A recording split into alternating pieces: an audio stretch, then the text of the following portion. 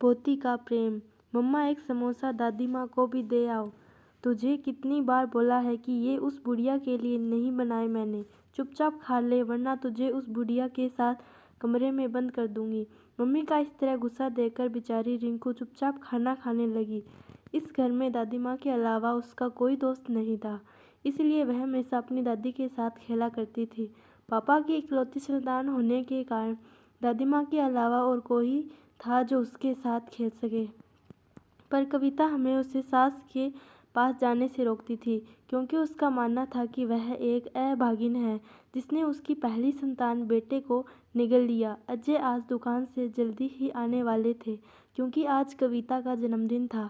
इसलिए कविता ने पहले से ही सब तैयारियां कर रखी थी, बस अजय का इंतजार था। शाम को एक छोटी सी पार्टी भी रखी थी, जिसमें कविता ने अपनी कई सहेलियों को आमंत्रित किया था। कविता खाना खाकर अपनी सास के लिए थोड़ी सी दाल व 2 सूखी रोटी चिंकू के हाथों भिजवा दी। चिंकू खाना लेकर दादी माँ के कमरे में गई। दादी माँ मैं आपके लिए खाना लाई हूँ, लो खा लो। आओ मेरी रानी बेटी, मेरी गोदी में बैठो। नहीं दादी माँ, मम्मी ने मना किया है कि उस बुढ़िया की गोद में नहीं बैठना। अगर मम्मा ने देख लिया तो मम्मा मुझे खाने नहीं देगी। और पता है दादी माँ, आज मम्मा ने समोसे बनाए हैं। पर बेटा तुम मेरे लिए तो समोसे लेकर नहीं आई, और ये रोटी कितनी रूखी है, खाई नहीं जा रही। दादी माँ, मम्मी ने मना कर दिया कि समोसे उसकी सहेलियों के लिए है, इसलिए नहीं दिए। तुमने समोसे खाए क्या? कैसे बने थे? बहुत स्वादिष्ट थे दादी माँ। रिंकू के मुख से ये बात सुनकर बुढ़िया के मुँह में पानी आ गया। रिंकी बेटा, अब समोसे और कितने बचे हैं? बहुत बचे हैं दादी माँ अभी तो। दादी माँ मैं देखती हूँ, अगर मम्मी किचन में नहीं हुई तो मैं आपके लिए एक समोसा ले आऊँगी। रिंकू बाहर निकल कर देखती है कि मम्मी तो अभी टीवी देखने में बिजी है। चुपके से किचन में घुस जाती है और धीरे से कढ़ाई से एक समोसा लेकर अपने नन्हे हाथों में छुपाए अपनी दादी को ला कर देती है। बुढ़िया जैसे ही रिंकू के हाथों में समोसा देखती है तो वह खुश हो जाती है और जल्दी जल्दी खाने के लिए लगती है। रिंकू जब ये सब देखती है तो उसे बहुत आश्चर्य होता है कि दादी माँ धीरे खाओ, नहीं तो गले में ही अटक जाएगा। बुढ़िया थोड़ी ही देर में समोसा चटक कर जाती है। वास्तव में समोसे बहुत स्वादिष्ट है। बेटा चुपके से एक और ले आओ, और खाने का मन कर रहा है अभी। नहीं दादी, मम्मी देख लेगी तो मुझे बहुत मारेगी, और मुझे भी। अब मैं नहीं जाऊंगी दादी माँ। उसे पता था कि अगर मम्मी ने देख लिया तो उस दिन की तरह दादी को कई दिनों तक भूखा ही रहना पड़ेगा। बुढ़िया को अब रह रहकर उस समोसे का स्वाद याद आ रहा था। बेचारी अंगुलियां चाटती रह गई। अब मैं जाती हूँ दादी माँ, नहीं तो मम्मा को पता चल जाएगा। अगर रात को समोसे और बचे तो मैं और ले आऊँगी। कविता टीवी देखते हुए खाना खाया। बुढ़िया ने, हाँ मम्मी खाना खा लिया। मम्मा पापा नहीं आए अभी तक? नहीं आए, पर आते ही होंगे। मम्मा आपने मेरे लिए पापा से क्या मंगवाया? तुम्हारे लिए एक बार एक बड़ी सी गुड़िया मंगवाई है। और दादी माँ के लिए? कुछ नहीं। वैसे भी क्या ज़रूरत है उस बुढ़िया के लिए इतने पैसे खर्च करने की? वो देखो तुम्हारे पापा आ गए, पापा आ गए, पापा आ गए। अजय ने रिंकू को गोद में उठाते हुए, पता है हम तुम्हारे लिए क्या लेकर आए हैं? गुड़िया ये देखो, बिल्कुल तुम्हारे जैसे सुंदर, वह तुम्हारे जितनी बड़ी। लाओ मैं इसी दादी माँ को दिखा कर आती हूँ। दादी माँ ये देखो, पापा हमारे लिए गुड़िया लेकर आए हैं। देखो कितनी सुंदर है। हाँ ये वाकई में बहुत सुंदर है, बिल्कुल तुम्हारी तरह है। ये लो कविता, तुमने जो मंगवाया था सब ये देख लो, कहीं कोई सामान छूट तो नहीं गया। और इसमें 2 साड़ी और एक तुम्हारे लिए, वो एक माँ के लिए। अजय माँ को क्या ज़रूरत है साड़ी की? उनके पास तो पहले से बहुत है। इसीलिए फालतू की वस्तुओं में पैसा बर्बाद मत करो। कविता तुम्हें पता है आज हमारे पास जो कुछ है वह सब माँ का इकट्ठा किया हुआ है। पर हमारे भी एक लड़की है और हमें भी अपने भविष्य के लिए धन की आवश्यकता है। अगर हम यूँ पैसे खर्च करेंगे तो कल को हमारे पास कुछ भी नहीं रह जाएगा। और वैसे भी उस बुढ़िया को तो कहीं जाना नहीं, पूरे दिन भर ही रहना है। कविता तुम्हारे पता है तुम क्या बोल रही हो? वो मेरी माँ है, और अगर मानो तो तुम्हारी भी। वो मेरी माँ नहीं हो सकती, वह अभागिन मेरे बेटे को निगल गई। खबरदार कविता, अगर और एक अपशब्द मेरी माँ के विषय में बोला तो मुझसे बुरा कोई नहीं होगा। मेरा भी फैसला सुन लो अजय, तुम आज से इस घर में या तो बुढ़िया रहेगी या मैं। तुम जा सकते हो। मैं तुम्हारे लिए अपनी माँ को नहीं खो सकता। मैं भी नहीं रहना चाहती इस घर में अब। आओ रिंकू चलते हैं। हम कभी वापस नहीं आएंगे अब इस घर में। नहीं मम्मा, मुझे नहीं जाना आपके साथ, मुझे दादी माँ के पास ही रहना है। तू भी उस बुढ़िया के साथ रहकर उसकी भाषा बोलने लगी तो ठीक है, जब शाम को मेरी याद आएगी तब देखना।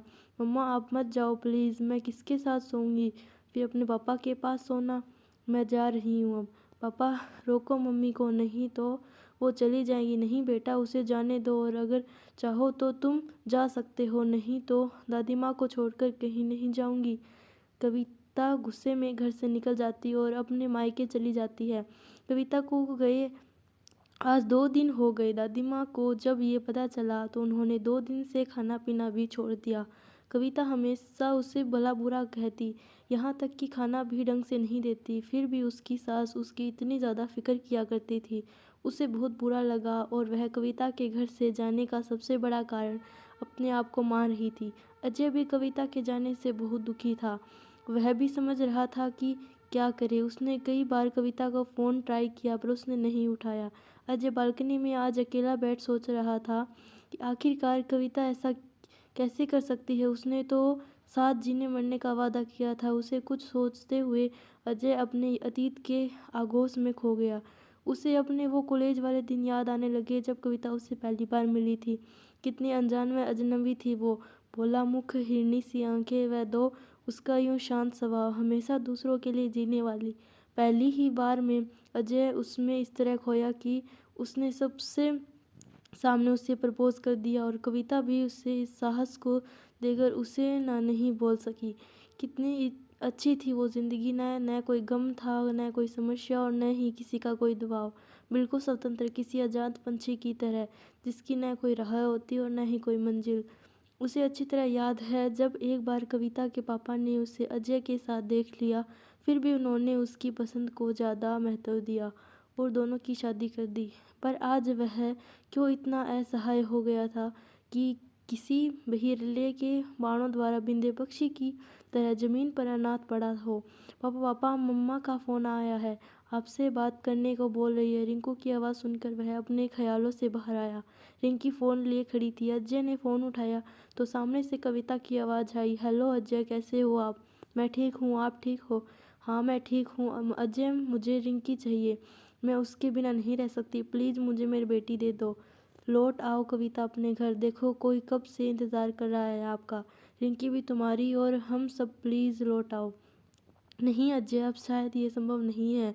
जब तक आपकी माँ उस घर में रहेगी तब तक मैं लौट कर नहीं आऊँगी। अब फैसला आपको करना है कि आप किसे चाहते हो, माँ को या मुझे। और मैं रिंकू को ले जा रही हूँ, भेज दोगे ना मेरे साथ उसे? हाँ ले आओ, अगर वह खुशी खुशी जाना चाहे। आपकी बेटी है, वो आपके पास ज़्यादा खुश रहेगी। ये कहते कहते अजय का गला रुंध गया। शब्द पता नहीं कहाँ गुम हो गए।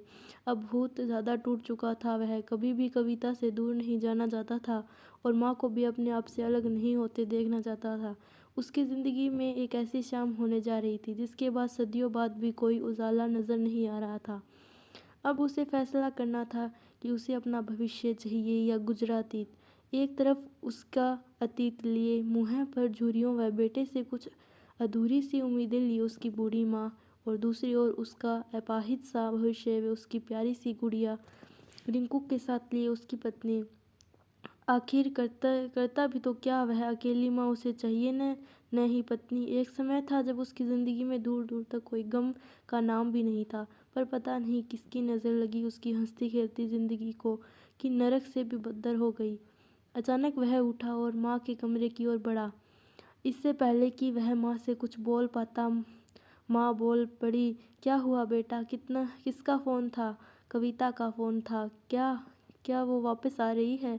हाँ माँ, वापस आ रही है, पर रहने के लिए नहीं, हमेशा के लिए, हमसे दूर होने व रिंकू को ले जाने के लिए। अजय ने कविता के साथ हुई सारी बातें माँ को बता दी।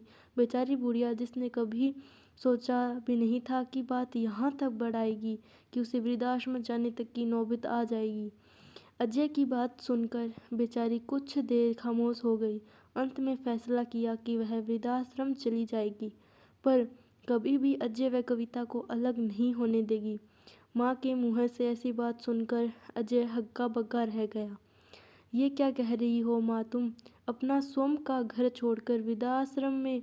जाओगे और एक अनाथ की ज़िंदगी जियोगे, मैं ये कभी नहीं होने दूंगा। क्या आप कविता के लिए अपना घर छोड़कर जाओगे? अच्छा होता अगर मैंने आपके खिलाफ जाकर कविता से शादी न की होती, तो शायद आज ये नौबत ही न आती। नहीं बेटा, ऐसी बात नहीं, कविता तुम्हारी धर्मपत्नी है, आपको उसके बारे में ऐसा नहीं बोलना चाहिए। और रही बात मेरी, तो मेरे पास तो अब बहुत कम समय बचा, जो वृद्धाश्रम में ही गुजर लूँगी। पर अभी आपकी पूरी ज़िंदगी शेष है। मेरे जाने के बाद कविता ही एकमात्र सहारा होगी आपका। और वैसे भी मैं कौन सा दुनिया छोड़कर जा रही हूँ।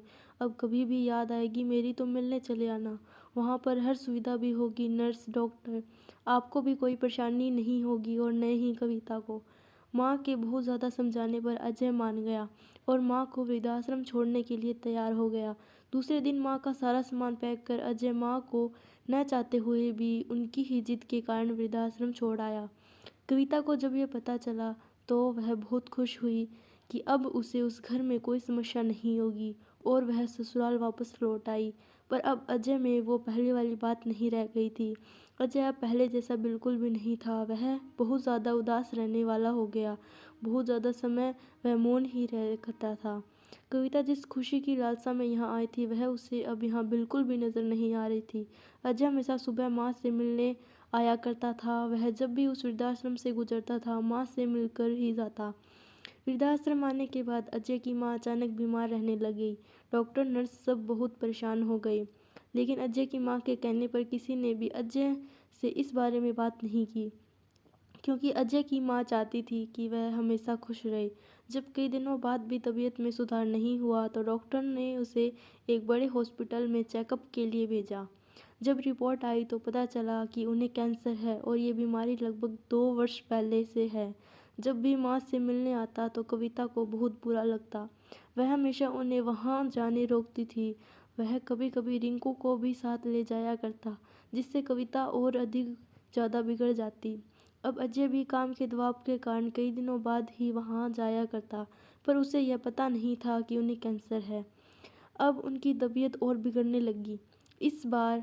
एक बार अजय कहीं जा रहा था, इसलिए उसने सोचा कि माँ से मिलकर चलते हैं, पर जैसे ही वह अंदर गया तो उसे माँ कहीं भी दिखाई नहीं दी।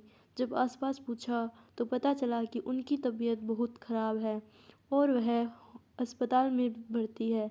जब वह हॉस्पिटल पहुंचा तो पाया कि माँ की तबीयत बहुत ज़्यादा खराब थी। दवा के नशे में वह अजय को भी नहीं पहचान रही थी। डॉक्टर ने बताया कि अब उसकी ज़िंदगी के बहुत कम दिन बचे हैं। डॉक्टर ने अजय को उसकी माँ की बीमारी के बारे में भी बता दिया। अचानक डॉक्टर के मुँह से ऐसी बात सुनकर जैसे उसे बहुत गहरा धक्का लगा। उसने कभी सोचा भी नहीं था कि ज़िंदगी में कभी ऐसा दिन आएगा जो उसे अपनी माँ से हमेशा के लिए अलग होना पड़ेगा। डॉक्टर, अजय, पता है ये बहुत भयानक बीमारी है। अब तक इसका इलाज कुछ गिने चुने देशों में ही होता है, जहाँ इलाज कराने के लिए बहुत ज़्यादा पैसों की आवश्यकता पड़ती है। पर अगर ये खुश रहे तो शायद कुछ ज़्यादा समय निकाल सकेंगे, वरना अगर यूं ही चिंता करती रही तो हम कुछ नहीं कर पाएंगे। डॉक्टर, इन्हें खुश रहने के लिए मुझे क्या करना चाहिए? अजय, आप इसे अपना पास घर ले आओ। घर को छोड़कर ही इनकी तबीयत ज़्यादा डाउन हो गई। अगर आपके साथ रहेगी तो आप इनकी दवा दारू भी अच्छे से कर सकते हैं और अच्छे से देखभाल करने से इनकी ज़िंदगी कुछ आसान हो जाएगी और आप इन्हें कल शाम तक घर ले जा सकते हो। डॉक्टर से सलाह लेकर अजय घर की ओर चला। अब उसे एक ही इंसान दिखाई दे रहा था, वो थी कविता। उसे मानना शायद उसके बस की बात नहीं थी। उसे अच्छी तरह पता था कि वह इसके लिए कभी भी नहीं मानेगी, पर अगर माँ को घर नहीं लाया गया तो बहुत बड़ी अनहोनी हो जाएगी। अब अजय घर पहुंचा तो रिंकी भागकर उसकी गोद में चढ़ गई। पापा, आज आप दादी के पास गए क्या? कैसी हैं वो? मेरी याद आती है उन्हें? हाँ बेटा, आपको बहुत याद करती है। कल हम उसे फिर से घर ले आएंगे। सच्ची क्या पापा? हाँ सच्ची। अजय जब कविता के पास गया तो वह खाना बना रही थी। कैसी हो कविता? मैं ठीक हूँ अजय, आप ठीक हो ना? नहीं कविता, मैं ठीक नहीं हूँ। पता, आज मैं मम्मा से मिलने गया, उनकी तबीयत बहुत ख़राब है, उन्हें कैंसर है। डॉक्टर ने बताया है कि उनके पास 1-2 दिन का समय बचा है। डॉक्टर ने बताया कि अगर हम उन्हें घर ले आएँ तो उनके बचे दिन भी आसान हो जाएंगे। कविता, अगर आप बुरा ना मानो तो क्या हम उन्हें घर ले आएँ? उनके पास बहुत कम समय बचा है। बस इस बार मान जाओ कविता, इसके बाद आप जो कहोगी मैं करूँगा, पर इस बार मेरी बात मान लो प्लीज़। चलो ठीक है अजय, अगर आप चाहते हो तो ले आओ, पर इसके बाद कभी भी मेरी कोई बात नहीं टालोगे। हाँ बिल्कुल कविता। कविता के मुख से ऐसी बात सुनकर अजय को बहुत ज़्यादा अचरज हुआ, पर खैर जो भी अच्छा ही होगा। ये सोचकर गॉड को धन्यवाद कहा, वह माँ को लाने के लिए सुबह का इंतज़ार करने लगा। सुबह जल्दी उठकर वह रिंकू को साथ लेकर माँ को लाने चला। आज वह बहुत खुश था, अपने सब दुख दर्द भूल गया था। वह तो ये भी भूल गया था कि जल्द ही उसकी माँ उसे हमेशा के लिए अकेला छोड़कर अलविदा कह जाएगी। रिंकू को साथ लिए वह उस हॉस्पिटल पहुंचा, पर जैसे ही वह माँ के कमरे की तरफ बढ़ा, उसके होश उड़ गए। आंखों के आगे अंधेरा सा छा गया और आंखों में आंसुओं का समुंदर उमड़ आया। उसकी माँ अब तक उससे बहुत दूर जा चुकी थी, हमेशा के लिए उन्हें छोड़कर, प्यारी रिंकू को छोड़कर। आज कविता की भी समस्या हल हो चुकी थी, अब वह कभी भी अपना घर छोड़कर नहीं जाएगी। डॉक्टर ने बताया कि रात को उनकी तबीयत बहुत खराब हो गई और जोरदार खांसी के कारण रक्तस्राव होने लगा, और देखते ही देखते उनकी सांसें उमड़ गई। दोस्तों, आपको कहानी कैसी लगी कमेंट करके ज़रूर बताइएगा। कहानी पसंद